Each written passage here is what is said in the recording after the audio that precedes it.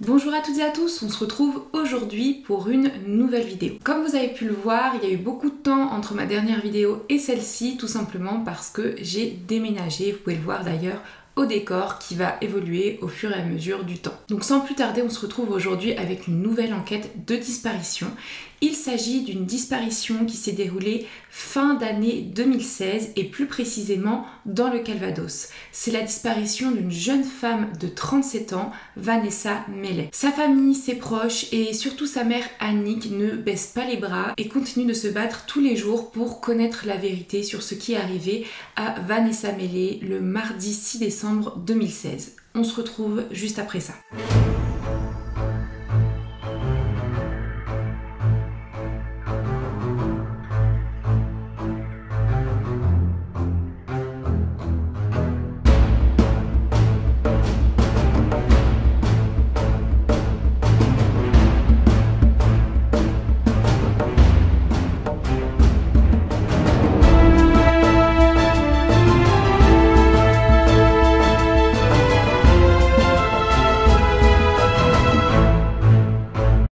Avant toute chose, je voulais prendre le temps de remercier Annick Daigle, donc la mère de Vanessa Mellet, qui m'a expliqué toute l'affaire, qui a expliqué aussi son point de vue sur la disparition de sa fille et qui a répondu à mes questions.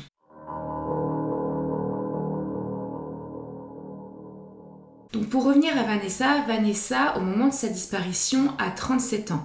C'est une jolie jeune femme brune avec les cheveux longs et elle a des yeux marrons. Au moment de sa disparition, Vanessa mesurait 1m60 pour 51 kg. Elle est décrite comme une femme joyeuse, une femme qui aime faire la fête et une femme qui est toujours d'humeur égale. Également, elle prend toujours soin d'elle, elle est toujours très apprêtée et toujours très coquette. Elle s'entend très bien avec tous les membres de sa famille, donc son beau-père Michel et sa mère Annick. Surtout sa mère Annick d'ailleurs, elle a un lien indescriptible avec elle, elles s'entendent énormément bien, c'est-à-dire qu'on a l'impression que c'est deux meilleures amies. Elles se téléphonent et elles s'écrivent des SMS plusieurs fois par jour, mais bien qu'elles soient très proches, Vanessa avait quand même son jardin secret et elle était des fois introvertie, ne parlait pas non plus de tous les sujets avec tout le monde. Pour ce qui est de sa famille, elle a également un frère, Michael, et le père de Michael et de Vanessa est malheureusement décédé un an avant la disparition de Vanessa, donc le 30 décembre 2015 des suites d'un diabète. Vanessa vient de faire l'acquisition d'une petite maison, d'une petite villa en banlieue de Caen. Donc ça se passe autour de Caen, cette disparition, c'est dans le département du Calvados, c'est dans la région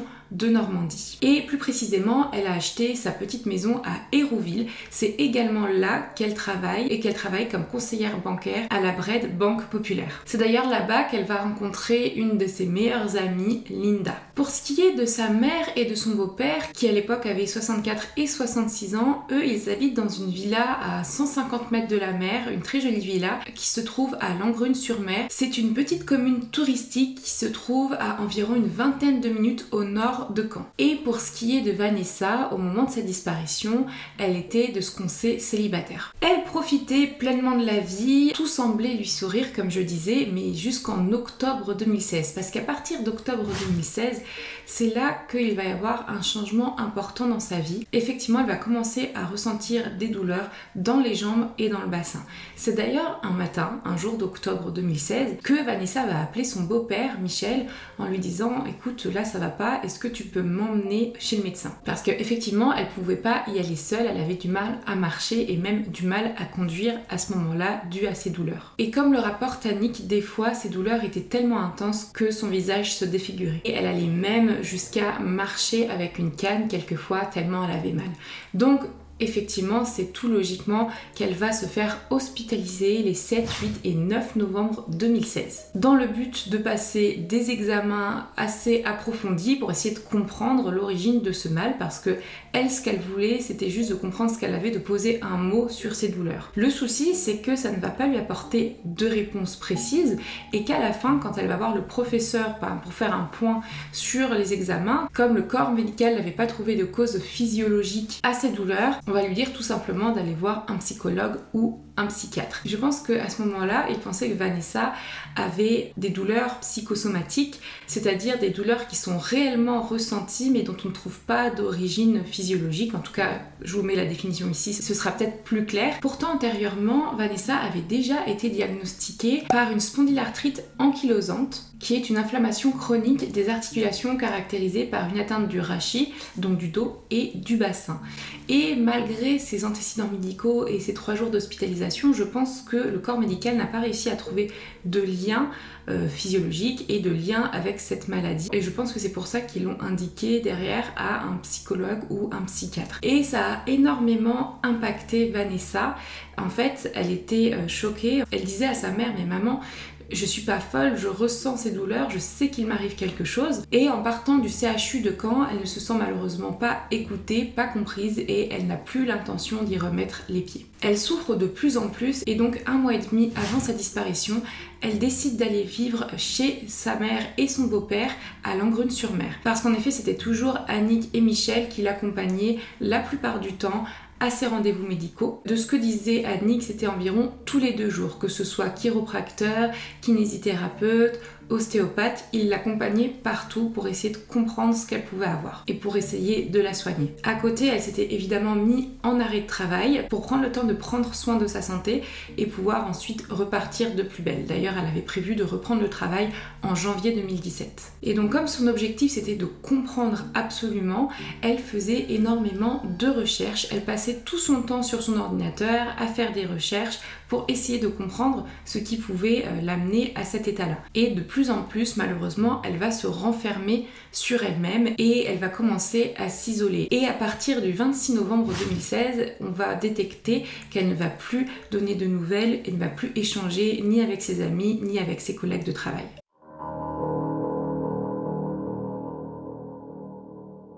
C'est donc dans ce contexte qu'on arrive le jour de la disparition de Vanessa. Comme je vous l'ai dit tout à l'heure, la disparition se passe le mardi 6 décembre 2016 et elle se passe très tôt le matin. En effet, Annick passe la nuit avec Vanessa parce qu'elle la sentait angoissée et elle est restée dormir avec elle. Et à un moment, elle sent que Vanessa se réveille et qu'elle va dans la douche, elle fait couler l'eau et qu'ensuite elle se dirige vers la porte d'entrée de la maison. Elle l'entend d'ailleurs à ce moment-là se parler à elle-même. Donc Annick va se lever pour comprendre un peu ce qui se passe parce que Vanessa ne se lève jamais tôt, ça n'arrive jamais, elle n'est pas du tout du matin. Et donc elle entend que Vanessa se dit à elle-même, est-ce que je prends un manteau ou est-ce que je prends pas de manteau? Elle voit sa fille d'ailleurs sans rien dans les mains, donc qui va partir sans aucune affaire. Et Annick va donc lui dire, reviens te coucher, il est tard, il fait nuit, qu'est-ce que tu fais? Parce qu'effectivement, il faisait nuit dehors, on était un matin tôt de décembre et comme elle insiste, à un moment Vanessa va la regarder et va prononcer ces mots qui vont hanter Annick. Je vais faire un tour et je reviens. Elle lui dit ça d'un air un peu plus rassurant. C'est vraiment des mots qu'Annick se passe en boucle dans sa tête et dès qu'on lui parle de la disparition de Vanessa, elle décrit toujours cette manière qu'a eu Vanessa de lui dire ces mots parce que pour elle c'est important de se raccrocher à cette dernière phrase. Je vais faire un tour, qu'elle me fait, et je reviens, en me disant, t'inquiète pas, maman, je reviens. Et donc à ce moment-là, elle part sans aucune affaire. Elle part à pied. Puis Annick, elle se dit, ma fille, elle fait bien ce qu'elle veut, si elle a envie de prendre l'air. Et elle va quand même regarder l'heure sur l'horloge de la cuisine, puis elle voit qu'il est 7h30 du matin. Pour Vanessa, c'est un horaire extrêmement tôt, parce qu'elle n'a pas l'habitude de se lever à cette heure-là. Et donc Annick s'interroge en se disant, mais qu'est-ce qu'elle peut bien faire à cette heure-ci? Puis finalement, elle repart se coucher, et elle ne se réveille qu'au milieu de la matinée, ce mardi, vers 10h du matin. Quand elle se réveille, machinalement, elle regarde un petit peu partout si Vanessa est rentrée, puis elle n'est pas rentrée. Puis elle commence un petit peu à s'inquiéter. Pourquoi? Parce que je vous l'ai dit, Vanessa est partie sans aucune affaire à elle. Et à l'époque, Vanessa partait tout le temps avec son sac, tout le temps avec son portable, puis ses papiers, et elle n'avait pas non plus emprunté sa voiture. C'est quelque chose d'étrange parce que Vanessa partait toujours avec son sac. D'ailleurs, on la charriait un petit peu là-dessus. Ses amis la charriaient en disant que Vanessa, elle est toujours avec 1 million d'affaires, elle est toujours surchargée. Et donc, c'est étrange parce qu'elle s'est dit, si elle est partie sans toutes ces affaires-là, sans même son portable, alors qu'elle était tout le temps avec son portable, elle était sûrement allée faire un tour très rapidement dehors pour revenir. Sauf que là, il est 2h30 après et que Vanessa n'est toujours pas là. Donc Michel va prendre rapidement sa voiture pour aller faire un tour du quartier, voir s'il repère quelque part Vanessa. Il ne la repère pas, par contre il va repérer au loin une voiture de police qu'il va rattraper. Il va leur parler rapidement de la manière dont Vanessa a disparu et comment il pense que c'est inquiétant, et tout de suite ça va être pris en considération et tout de suite ils vont prendre la disparition de Vanessa au sérieux.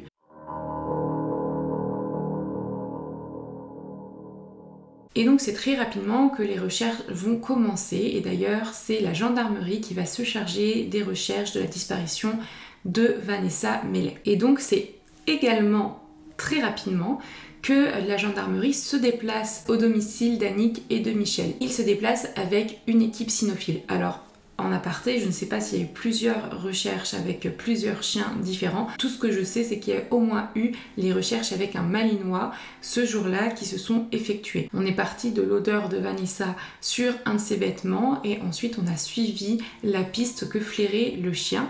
Le chien a flairé une piste en se dirigeant vers la mer et ensuite le long de la digue, et à environ 200 mètres, il s'est arrêté net, comme si Vanessa s'était volatilisée. Et quand on voit ça d'un premier abord, on pense tout de suite à une théorie vraiment dramatique, la théorie que Vanessa ait voulu mettre fin à ses jours, peut-être en se noyant dans la mer. La mer qui d'ailleurs, je vous l'ai pas dit, mais qui est la Manche à ce niveau-là. Mais je vais vous parler plus précisément de toutes les théories envisagées, avec tout ce qui appuie ces théories et tout ce qui contredit ces théories également un petit peu plus tard dans la vidéo.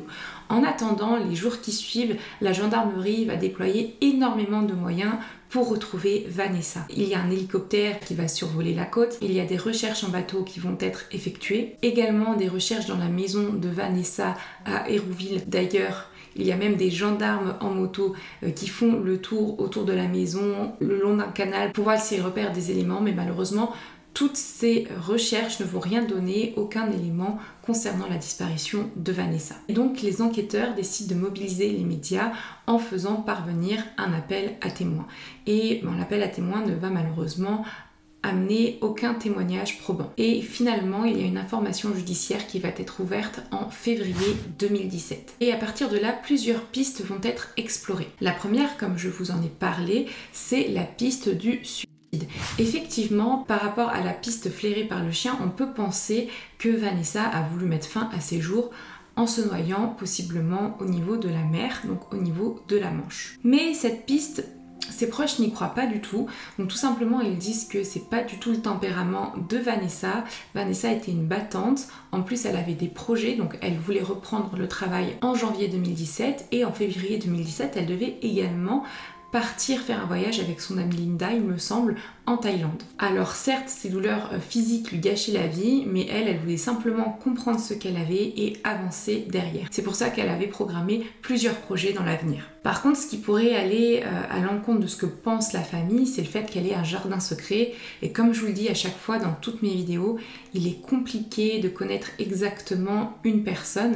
On ne peut pas vraiment savoir ce qu'elle pense derrière et son ressenti et la douleur profonde qu'elle peut ressentir à un instant T. En plus, on sait qu'elle s'était renfermée sur elle-même, qu'elle s'était isolée, peut-être tout simplement parce qu'elle y pensait de plus en plus à mettre fin à ses jours, et peut-être tout simplement aussi parce qu'elle ne voulait pas voir des personnes extérieures qui pourraient faire en sorte de l'influencer et de lui faire changer d'avis. Mais quand on y réfléchit, il y a quand même plusieurs aspects de cette théorie qui ne coïncident pas. C'est pour ça que la théorie va rester probable, mais ne va pas être la théorie principale, que ce soit pour les enquêteurs et pour la famille de Vanessa. Tout simplement, on a le fait que le chien pisteur ne se soit jamais dirigé vers le sable et soit toujours resté sur la digue, et que la piste s'est volatilisée sur la digue, comme si quelqu'un avait récupéré Vanessa à ce niveau-là en voiture. Plus précisément, il s'arrête au niveau d'une cale. Alors qu'est-ce qu'une cale ?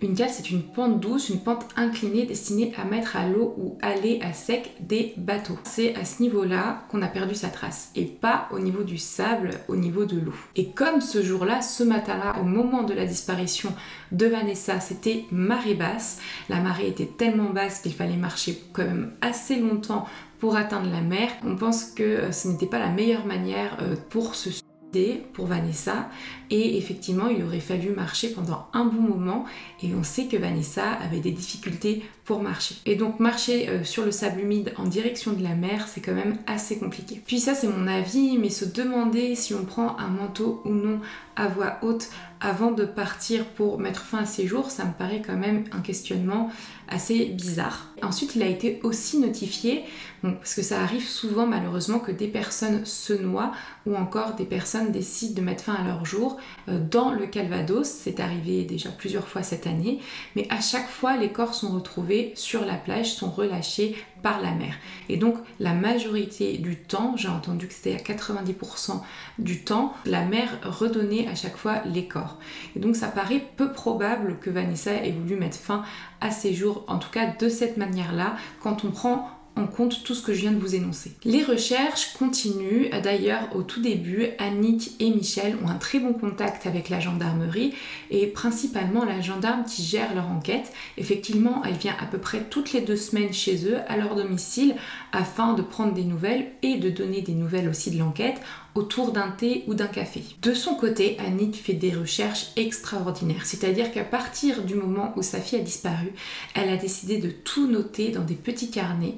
Donc elle a vraiment énormément de carnets. Aujourd'hui, elle est à peu près à 3000, voire plus de 3500 pages d'écriture pour noter tout ce qui concerne la disparition de sa fille, tous les contacts qu'elle a pu avoir concernant des émissions, concernant des reportages, tous les appels qu'elle a eus ce jour-ci, à cette heure-ci. Les gendarmes sont même estomaqués en disant qu'elle aurait fait une très bonne enquêtrice parce qu'effectivement, elle ne lâche pas l'affaire et aujourd'hui, son but à Annick, c'est de retrouver sa fille par tous les moyens. Elle va même, comme elle m'a expliqué, jusqu'à prendre un rendez-vous avec un spécialiste en décrivant les symptômes qu'avait sa fille, comme si c'était elle qui avait ces symptômes, et au moment d'ailleurs de la consultation où elle avoue un petit peu sa supercherie et pourquoi elle l'a fait au spécialiste, ils vont discuter ensemble et le spécialiste va lui dire écoutez, par rapport à ce que vous me dites, ça pourrait être plusieurs choses, ça pourrait être notamment une fibromyalgie ou encore même la maladie de Lyme. Donc tout ça c'est un exemple pour vous montrer à quel point la mère est motivée pour retrouver sa fille et tout ce qu'elle fait derrière. Et rapidement l'enquête va être requalifiée en enlèvement et séquestration et des recherches vont s'effectuer dans ce sens. D'ailleurs, on va commencer à s'intéresser à l'entourage de Vanessa pour voir si quelqu'un aurait pu lui en vouloir ou quelqu'un lui voudrait du mal. On pense dû à l'arrêt net de la piste des chiens au niveau de la digue, qu'elle aurait, comme je vous le disais, probablement pu monter dans une voiture à ce niveau-là. Et c'est vrai que quand on y pense, en effet, si elle est montée dans un véhicule, c'est sûrement un véhicule de quelqu'un qu'elle connaissait, parce qu'il est très peu probable qu'il y ait un concours de circonstances tel qu'elle se lève très tôt juste pour aller prendre l'air, alors qu'elle n'a jamais l'habitude de se lever à cette heure-ci, et en plus de tomber sur une personne qu'elle ne connaît pas et mal intentionnée au niveau de la digue. Donc on pense peut-être qu'elle avait rendez-vous avec quelqu'un qu'elle connaissait et que finalement ça s'est mal passé ou alors qu'ils sont partis ensemble. Mais on retrouve dans les affaires de Vanessa aucune trace d'un rendez-vous avec quiconque ce matin. Comme je vous disais, la gendarmerie, les enquêteurs commencent à s'intéresser à l'entourage de Vanessa et une piste va les intéresser plus que les autres. C'est la piste d'un ex-petit ami problématique avec un comportement toxique. On retrouve effectivement la trace d'une main courante déposée il y a quelques années par Vanessa à l'encontre de ce petit ami. C'était une relation plutôt sérieuse, je pense, si je me trompe pas, qu'ils habitaient ensemble en région parisienne et eux ils s'étaient connus en soirée. Donc, Annick avait déjà vu cet homme, elle le décrit comme quelqu'un qui aimait bien être au centre de l'attention, qui voulait toujours se faire bien voir. Par contre elle disait que Vanessa, quand elle était avec cet homme, elle était complètement transformée, c'est-à-dire que elle ne parlait plus beaucoup, elle parlait moins, elle était moins joyeuse, elle était moins elle-même. Mais bon, malgré des hauts et des bas, Vanessa restait toujours avec lui parce qu'elle était amoureuse, sauf à un moment où la goutte d'eau a fait déborder le vase. En effet, il a dépassé des limites en public et plus principalement sur les lieux de l'ancien travail de Vanessa,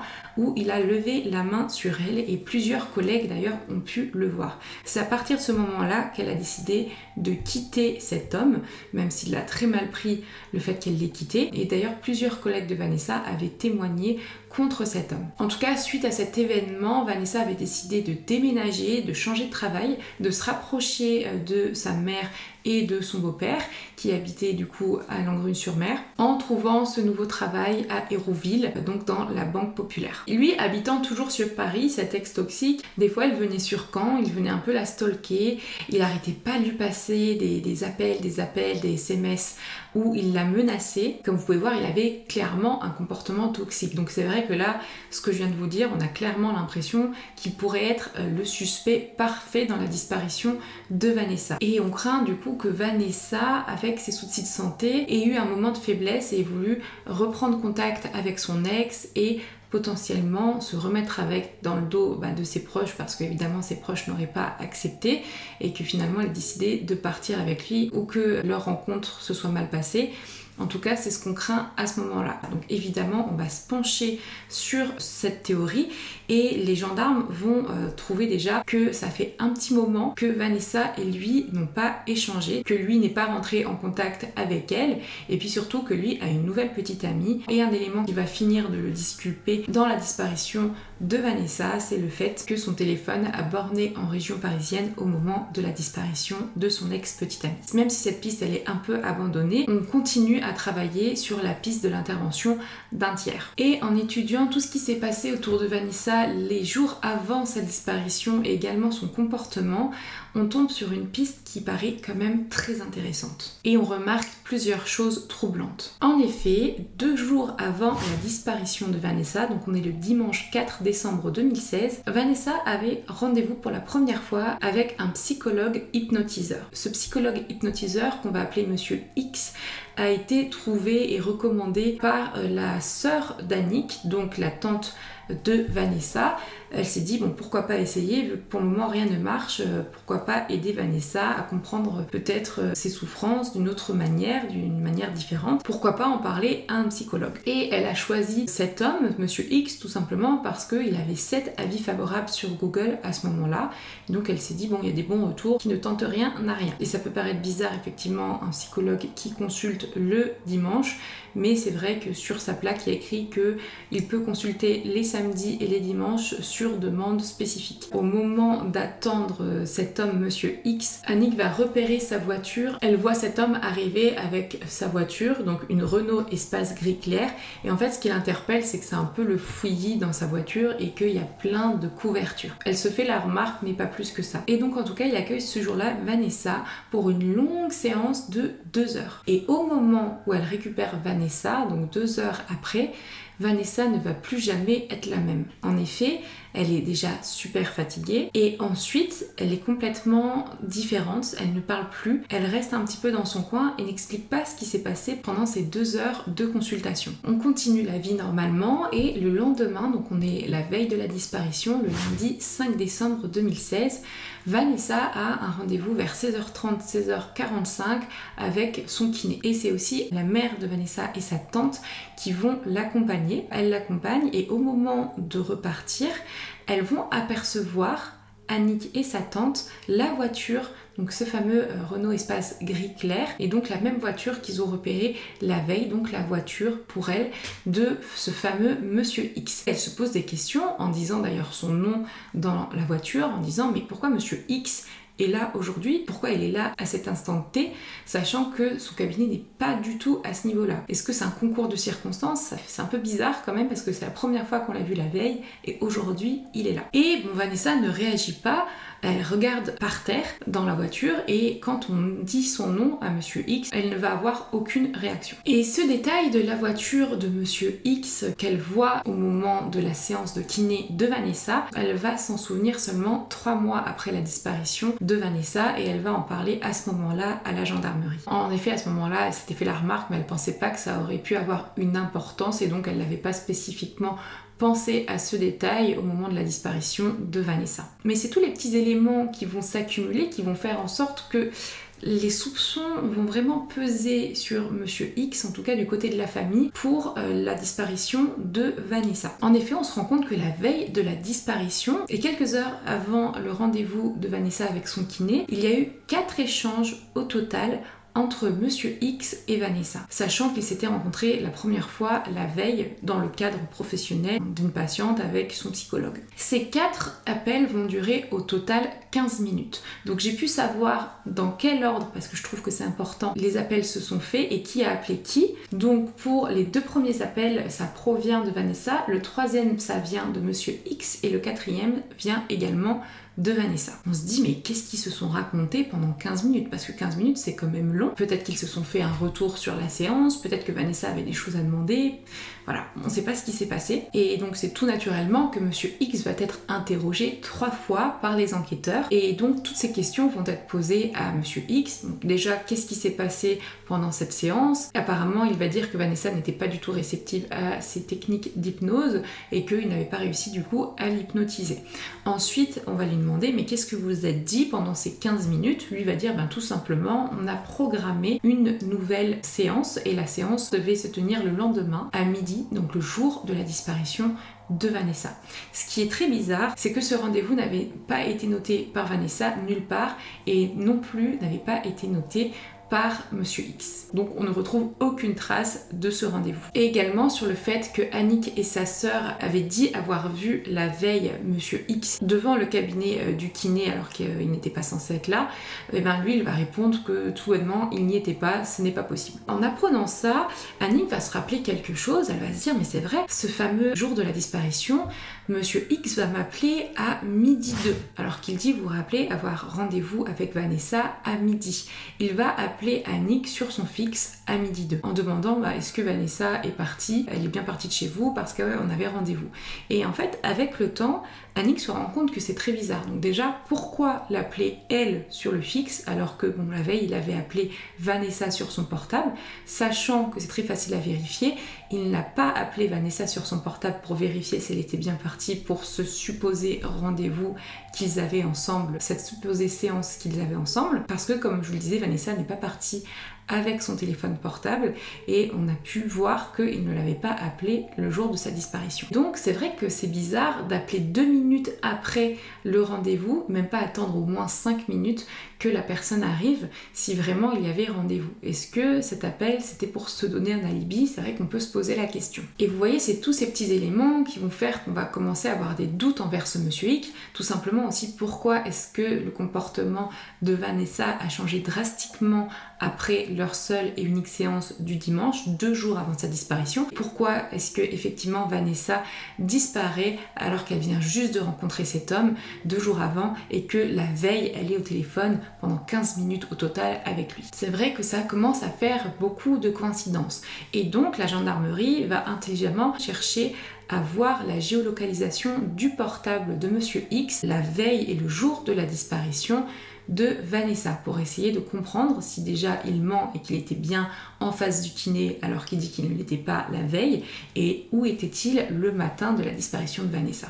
Et donc bizarrement, il est vrai qu'aux horaires qui nous intéressent, malheureusement, on ne peut pas détecter de géolocalisation parce que le portable a été éteint. Alors on ne sait pas s'il n'y avait plus de batterie ou si tout simplement ça a été éteint de manière intentionnelle. En tout cas, donc la veille de la disparition, le lundi 5 décembre 2016, le portable a été éteint entre 15h41 et 17h46, donc 2 heures.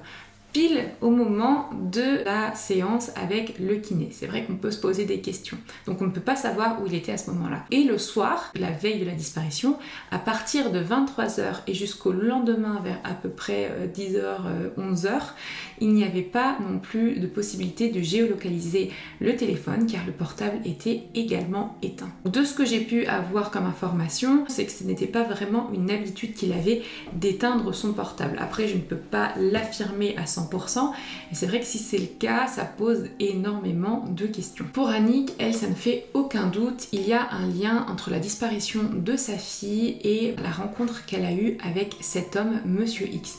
Elle se dit tout simplement, pendant ces échanges de 15 minutes au total qu'elle a eu la veille de sa disparition, Vanessa a sûrement dû indiquer qu'elle avait un rendez-vous chez le kiné en donnant le nom du kiné, ce qui pourrait expliquer que la mère et la tante l'aient vue ce jour-là, donc devant le kiné. Elle pense aussi que s'il est venu, c'est parce qu'il pensait que Vanessa viendrait seule, et le fait qu'elle vienne avec sa mère et sa tante, ça a peut-être évité qu'il vienne lui parler à ce moment-là. Et puis bon, même si elles sont deux à avoir dit qu'elles l'ont vu absolument ce jour-là, et lui, il continue de nier. La théorie privilégiée par Annick, c'est que cet homme, Monsieur X, aurait donné rendez-vous à sa fille le matin de sa disparition, et c'est pour ça qu'elle serait partie aussitôt. Et ensuite, il l'aurait peut-être embarquée en voiture, et on ne sait pas dans quel but et dans quelles circonstances. Même si aujourd'hui, l'enquête stagne et que ça n'avance pas, en tout cas sur cette théorie-là, elle m'a confié qu'elle continuait à faire comprendre à Monsieur X qu'elle l'avait toujours dans l'œil du viseur et qu'elle pensait toujours qu'il était impliqué dans sa disparition. Elle lui faisait comprendre par des actes, en tout cas elle montrait qu'elle était là. Et ce qui lui fait dire qu'il est peut-être impliqué, c'est qu'il n'a jamais rétorqué, il n'a jamais porté plainte pour diffamation. Donc on ne sait pas si c'est juste parce que il a un peu de la peine ou simplement parce que s'il fait ça, il y aura peut-être d'autres investigations qui vont être faites et qui pourraient mettre en lumière des agissements qu'il aurait commis en décembre 2016. En tout cas, malgré tout ce que je viens de vous énoncer, il n'y a aucune preuve tangible, aucun élément qui relie la disparition de Vanessa avec Monsieur X. Et c'est en 2019 qu'il y a un tournant dans l'enquête qui va être assez rude, surtout pour la famille. La famille ne s'y attend pas du tout. En effet, en janvier 2019, donc on est presque 3 ans après la disparition de Vanessa, Annick va être convoquée dans le bureau du juge d'instruction. Et là, elle va se faire malmener pendant 4 heures avec des questions, on va pas se mentir, qui sont assez horribles. Elle va être soupçonnée clairement d'avoir voulu mettre fin au jour de sa fille. On lui a posé des questions, mais dites-le que vous avez fait ça pour libérer votre fille de sa souffrance, dites-le que vous l'avez enterrée, enfin voilà. Donc elle n'a pas lâché. Bon, elle a été très traumatisée de cette expérience, effectivement. Surtout qu'après, il y a eu une perquisition au domicile d'Annick et de Michel.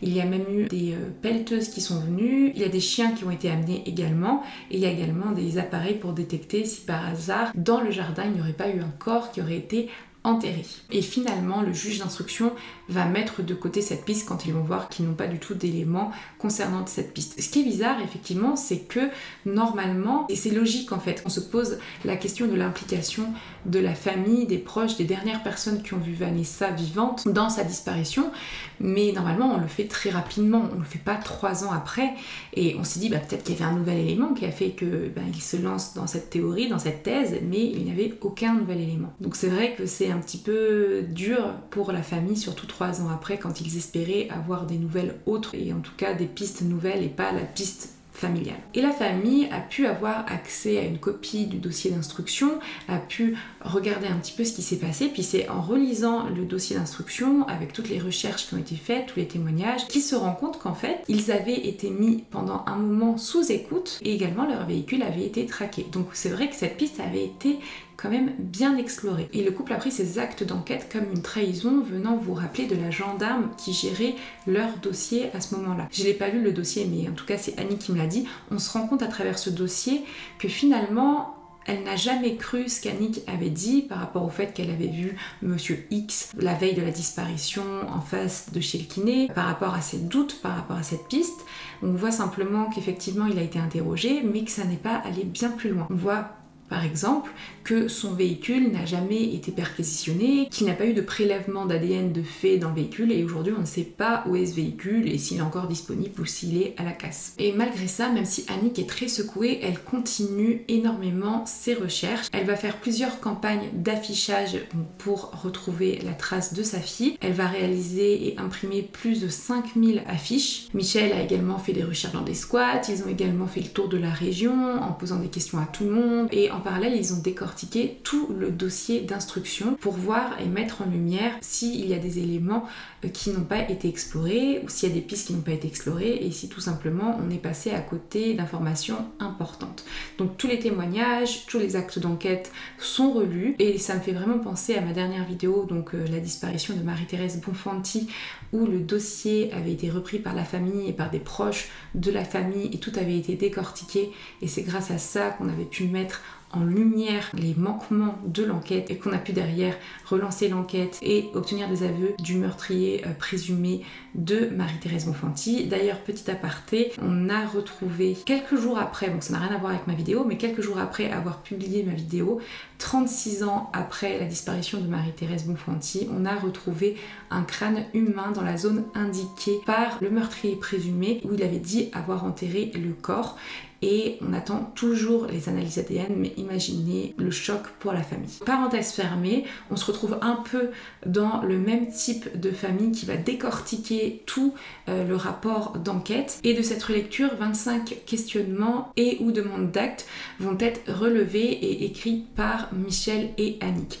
D'ailleurs, le juge d'instruction leur a dit n'hésitez pas à m'envoyer ce document, que je relise et que je fasse le nécessaire derrière. Et donc ce document a été envoyé en juillet 2021. Depuis, on n'a eu aucune nouvelle. Entre autres, il va être mis en lumière le fait que le véhicule de Monsieur X n'a pas été retrouvé, n'a pas été perquisitionné et il n'y a pas eu d'analyse faite dedans. Mais également, ils aimeraient que soient réexaminées les interactions entre Monsieur X et Vanessa. Et donc là, je vais faire une petite partie de notre enquête qu'on a fait avec mes enquêteurs de l'ombre sur Twitch. On a fait pas mal de recherches, notamment sur cette piste Monsieur X, en tout cas à notre niveau. On a également essayé de répondre à plusieurs interrogations qu'on pourrait avoir légitimement sans connaître tous les tenants et les aboutissants de cette affaire. Même moi, évidemment, à mon niveau, je connais pas du tout tous les tenants et les aboutissants, mais en ayant eu Annick au téléphone, j'ai un peu plus pu cerner certaines choses, notamment la relation qu'elles avaient ensemble. D'un point de vue extérieur, on pourrait percevoir, si on ne connaissait pas tous les tenants et les aboutissants, comme je vous disais, que Annick avait peut-être une place trop importante et peut-être un peu étouffante dans la vie de sa fille et que du coup sa fille essayait tant bien que mal un peu se séparer de sa mère et à un moment elle a décidé tout simplement de partir. On pourrait penser ça effectivement, sauf que quand on connaît un petit peu les agissements de Vanessa envers sa mère, on sait que c'est beaucoup Vanessa qui est appelée elle, sa mère, plusieurs fois par jour. Elle voulait absolument passer du temps avec sa mère, faire des heures de shopping, aller manger ensemble. Les coups de fil, c'était 5-6 fois par jour. C'est pas moi qui appelais, c'est elle qui m'appelait. Moi, je voulais au contraire un petit peu... Mais non, maman ci, maman ça, et puis... En plus de ça, Vanessa, elle faisait ce qu'elle voulait, quand elle voulait. D'ailleurs, elle avait habité à Paris juste avant avec le petit copain que sa mère n'appréciait pas tellement. Mais voilà, elle faisait sa vie. Après, là, en février, elle avait décidé de partir en Thaïlande. Enfin, voilà, il n'y avait aucun problème. Surtout, elle faisait beaucoup de soirées avec sa mère. Dans les enregistrements vidéo, on voit qu'elles s'entendent super bien. En fait, c'était vraiment une relation fusionnelle. Et c'est vrai que, comme le dit le frère de Vanessa, Annick, sa fille, c'était toute sa vie. Et un peu vice-versa, en fait. C'était vraiment une très belle relation, très fusionnelle. Et tout le monde pouvait attester, que ce soit ses amis et ses proches, de la très bonne relation qu'elle avait avec sa mère. Et bon, c'est pour ça on aurait pu penser au départ à une disparition volontaire par rapport potentiellement à cette place trop importante que pouvait avoir Annick dans la vie de Vanessa, sauf que finalement, quand on connaît la relation de l'intérieur, on se dit que c'est pas possible. Pourtant, je ne pense pas que la disparition volontaire soit complètement à écarter. Alors je m'explique, je pense pas que volontairement elle-même elle ait voulu partir, mais je pense que peut-être elle a pu partir sous emprise. Et en effet, si on pense à Monsieur Hick, on peut penser qu'il avait un ascendant psychologique ou un contrôle psychologique sur elle, vu qu'en plus elle était dans un état assez faible au moment où ils se sont rencontrés. Peut-être qu'il l'aurait motivée à se détacher de tout, de se détacher de sa famille, de tous ses biens, donc laisser son portable derrière elle, de ne plus parler à ses amis. Bon, ça elle l'avait fait avant la rencontre, mais ça aurait accentué en tout cas ce besoin d'isolement, et peut-être avaient-ils défini ensemble une heure de rendez-vous le jour de sa disparition. Et ça fait penser, c'est vrai, à un mouvement sectaire. En effet, on sait d'après nos recherches que Monsieur X avait au moins un lien avec une association de chamanisme et d'ésotérisme. Alors je ne suis pas très instruite sur ces sujets-là, malheureusement. Tout ce que je sais, c'est qu'on peut relier le chamanisme et l'ésotérisme des fois avec des comportements et des dérives sectaires. On peut penser tout simplement que Monsieur X a fait miroiter à Vanessa une vie meilleure, ou en tout cas une vie pendant un certain temps où elle pourrait trouver des solutions autre que médical pour soigner son mal physique. Et effectivement, je pense que ça pourrait en tout cas être une bonne piste. Comme j'ai pensé à ça, je suis allée vérifier un petit peu les avis de Monsieur X sur Google. Il n'y avait que des très bons avis, à part un seul avis sur 48 qui était négatif, donc 1 étoile sur 5. Il avait répondu de manière très professionnelle à cet avis. Franchement, il n'y avait rien à dire là-dessus. Puis quand j'en ai parlé à Annick de ses avis positifs, elle m'a parlé de quelque chose. Elle m'a dit qu'elle avait pris contact avec des anciennes patientes de Monsieur X qui lui avaient dit qu'au tout début de son exercice, il leur offrait des séances en échange d'un avis positif. Donc je mets ça là, c'est peut-être lié ou pas. En tout cas, de ce qu'on peut lire sur les avis, c'est quelqu'un qui inspire confiance la plupart du temps et en plus qui a une tête assez sympathique. Tout ce qu'on peut dire aujourd'hui, c'est que Vanessa a disparu depuis 6 ans et que sa famille n'attend qu'une chose, des réponses. C'est-à-dire qu'ils cherchent tous les jours et qu'ils ne pensent qu'à ça, c'est maintenant le but de leur vie. Et surtout sa mère qui est dans la détresse la plus totale et qui cherche par le plus de moyens possible de faire parler de la disparition de sa fille. Tout ce que je fais, tout... C'est pour elle, c'est pour la retrouver. C'est pour ça que je ne veux pas sortir de la maison. Même les vacances, je ne veux pas partir en vacances, même 5 ans après. Il faut que je sois là quand elle va revenir. Je fais un tour avec sa petite voix et je reviens.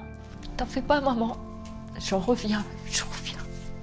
Elle n'est jamais revenue. Les enquêteurs ont déployé beaucoup de moyens pour essayer de retrouver une trace de Vanessa. Malheureusement, il y a encore des choses à explorer. Il y a ces 25 éléments mis en lumière par Annick et par Michel qu'il faut étudier. Il y a des actes qu'il faut continuer à faire. Et puis, pour moi, cette piste qui n'est pas clôturée, la piste du psychologue hypnotiseur Monsieur X. Aujourd'hui, Annick demande le transfert du dossier vers la brigade criminelle de Caen, donc la police. Effectivement, j'ai appris très récemment que apparemment, vous savez, les 25 questionnements et demandes d'actes qui devaient être envoyés au juge d'instruction devaient l'être par l'avocat de la famille et finalement, le juge d'instruction a dit qu'il ne les a jamais reçus. Voilà, c'est pour dire que bon, il y a eu des couacs et que là, il faut absolument faire en sorte que le juge d'instruction ait accès à ces 25 questionnements pour pouvoir potentiellement relancer derrière des actes d'enquête. Il faut savoir que ces questionnements ont été envoyés en juillet 2021 et que là, on arrive en 2023. Donc ça commence à faire beaucoup.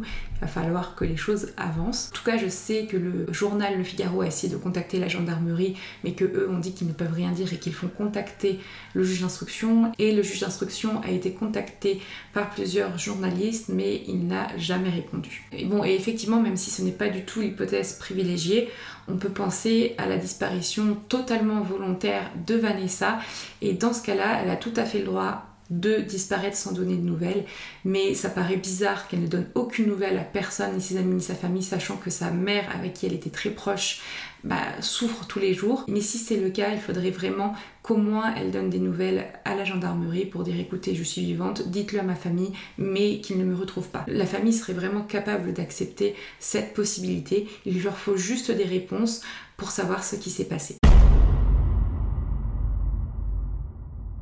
Je vous remercie énormément si vous avez suivi la vidéo jusque-là. N'hésitez pas à partager cette vidéo, liker, commenter, faire en sorte que cette vidéo soit vue, que le visage de Vanessa soit connu. Je vous remercie encore une fois. Bon, j'ai des problèmes en ce moment de internet, malheureusement, la fibre, il y a des soucis avec SFR, on adore. Donc du coup, malheureusement, les lives sont décalés. Je vous tiendrai au courant sur l'onglet communauté de quand les lives vont reprendre. Et je vous parlerai très prochainement aussi sur l'onglet communauté de cette box qui est la Détective Box. J'ai un code promo, je vais vous expliquer tout dans l'onglet communauté de comment ça se passe parce que c'est très intéressant et voilà, j'ai envie de vous faire partager cette petite box qui est vraiment super chouette.